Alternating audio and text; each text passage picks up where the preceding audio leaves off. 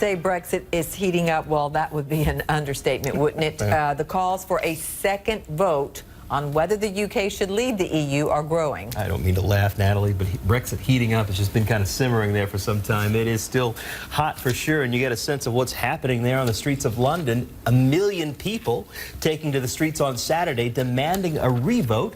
That's after the Prime Minister of the nation convinced the EU to give Britain more time to get its act together.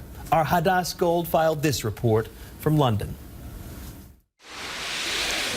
Just 2 days after the official Brexit date was delayed, the streets of central London were packed with protesters on Saturday demanding a second referendum. Now, organizers of what's called the People's Vote March claimed that 1 million people turned out, packing the streets, marching from Hyde Park down to Parliament Square. Police haven't commented on that number, but the streets were full of protesters, children, dogs, with lots of signs. They ended in Parliament Square, where speakers, including members of Parliament and the Mayor of London, rallied them, saying that Brexit was sold to them on a bill of lies and that there should be a second referendum to vote on whether Theresa May's Brexit deal is the way they want to exit the European Union or whether they should stay in the European Union and reverse the Brexit referendum of 2016. Organizers said this was the biggest march they've had so far. It's the third one. The last time they did this was in the fall. They said they had 700,000 people then.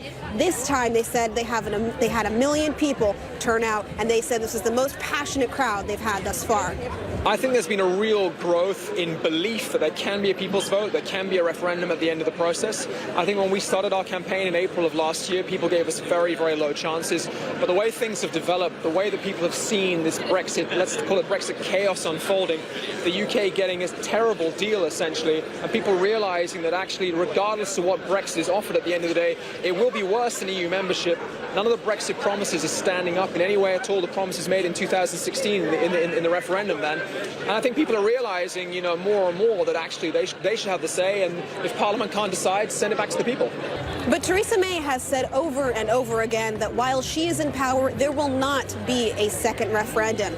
This week, we'll see whether she will try to bring her Brexit deal forth once again for a vote in Parliament. This will be the third attempt she will have to get that Brexit deal through, or whether we will see Parliament try to wrest control away from the government and take over the Brexit process, including a possible vote on a second referendum that the people who showed up for this protest so desperately want. Hadass Gold, CNN, London.